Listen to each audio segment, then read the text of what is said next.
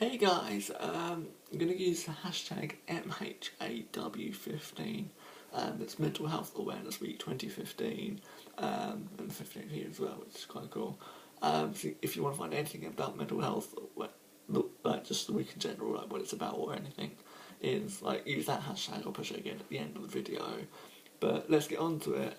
As I said at the end of the last video, I'll be talking about Dissociative Identity Disorder, also known as DID, and I'll be touching on eating disorders as well. But so what is DID? As I said, it stands for Dissociative Identity Disorder. Well, what actually is that? Well, it used to be called up until the DSM-5, which came out in, I think it was May 2013.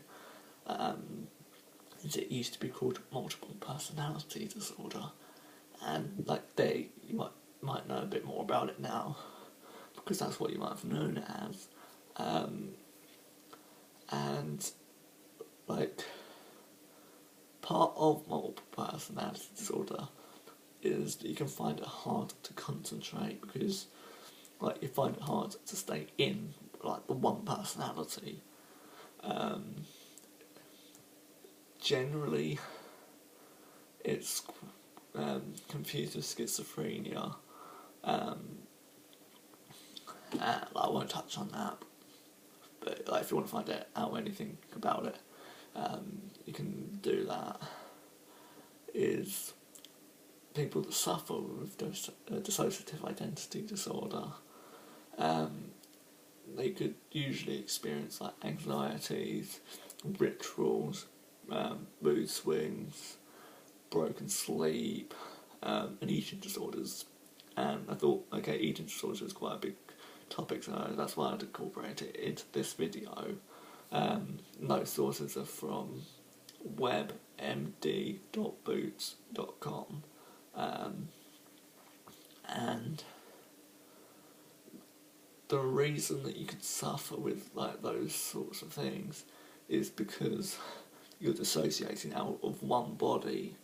Your mood then swings because you're as if you're in another personality, and that person, that other being of yourself, might act in a different way.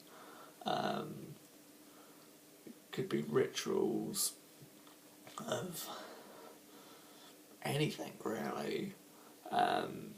Certain things that one of the people inside of you, one personality that you have, is that you've got to go for a run every day, and the other person, another personality that you have, might say, oh, why would you do that?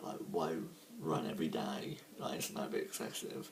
That's just an example. It's probably not a very good one, but that's a brief explanation about eating disorders.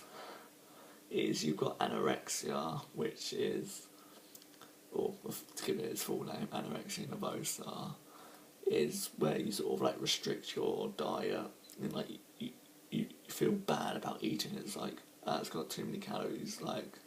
You're always worried about putting on weight, and usually it's not just this, but people usually stereotype anorexia as being, they're really skinny, they're really skinny, they must be anorexic. That's not always the case. Might just have a fast metabolism, and the reason, is,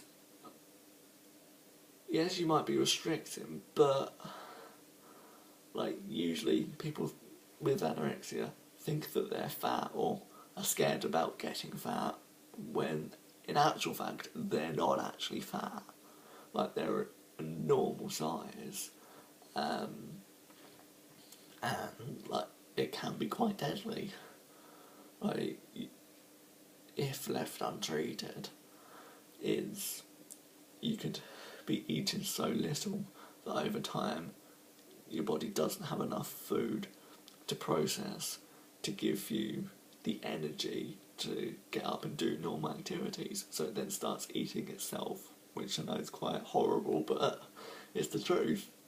Like, if left untreated, this could happen, and then, like, you get such a low weight. It's like there's nothing of you left for your body to eat. Like, starts like breaking down muscles and whatever. Bulimia is where you, like, you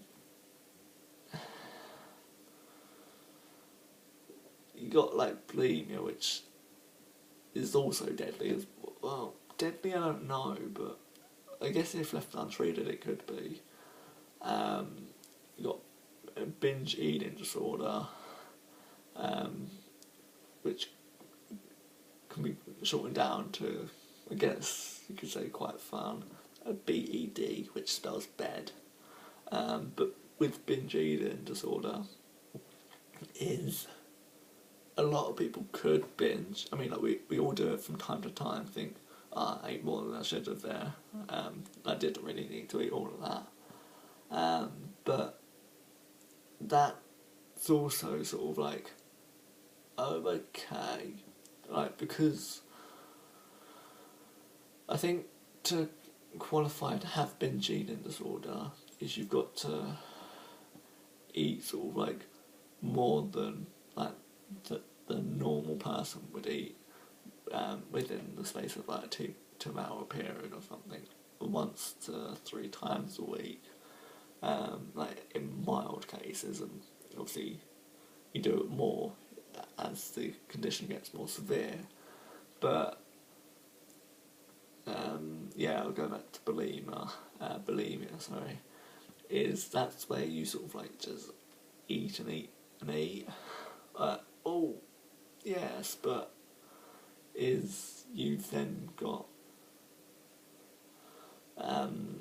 EDONS. Sorry, I'm not fully aware of bulimia. I know of it, but I'm not a professional.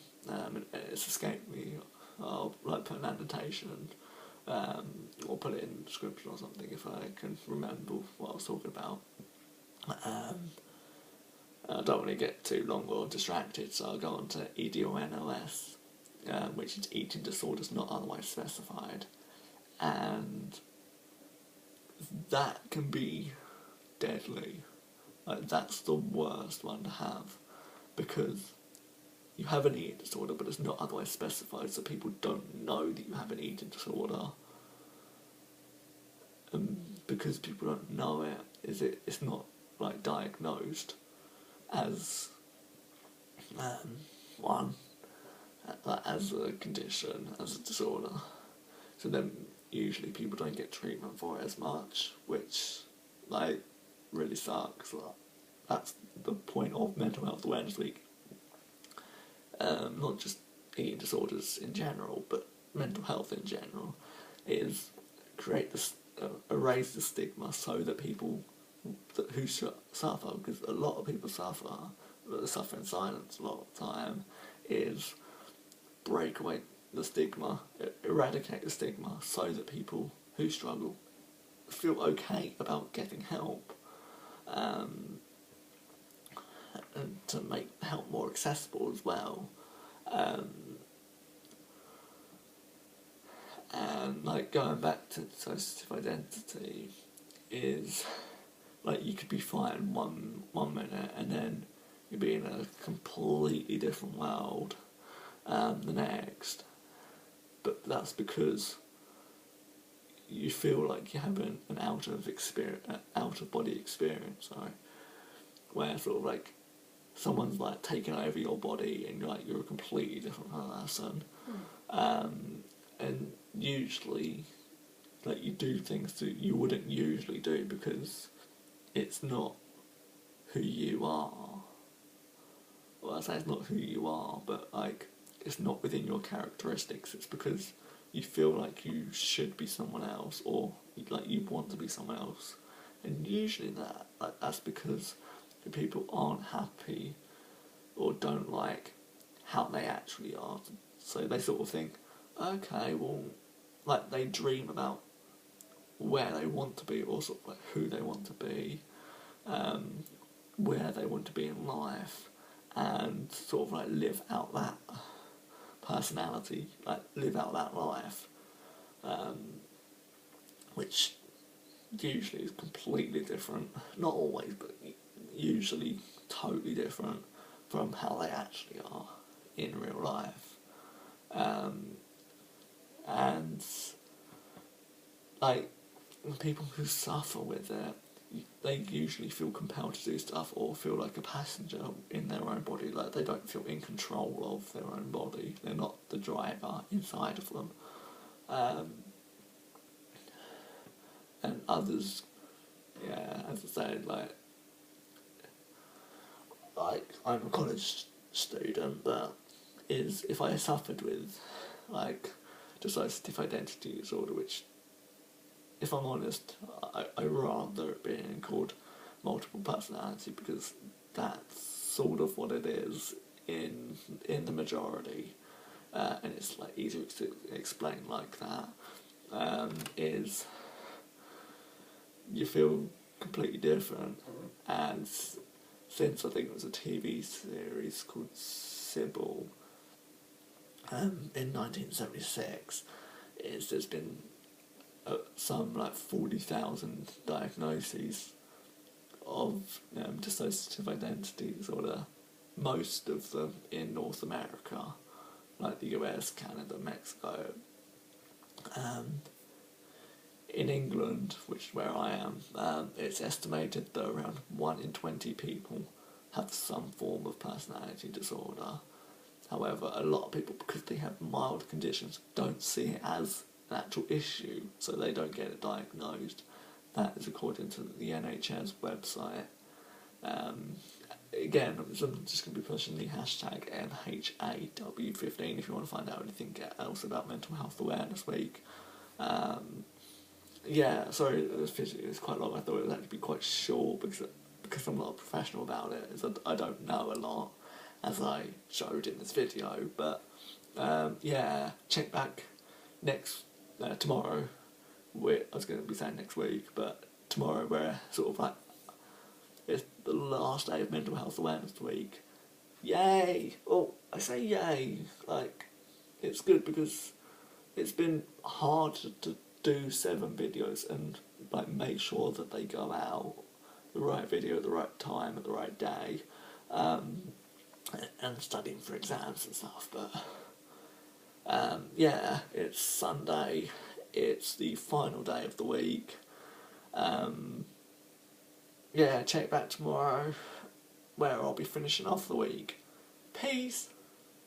Sorry, this probably wasn't very helpful. Bye.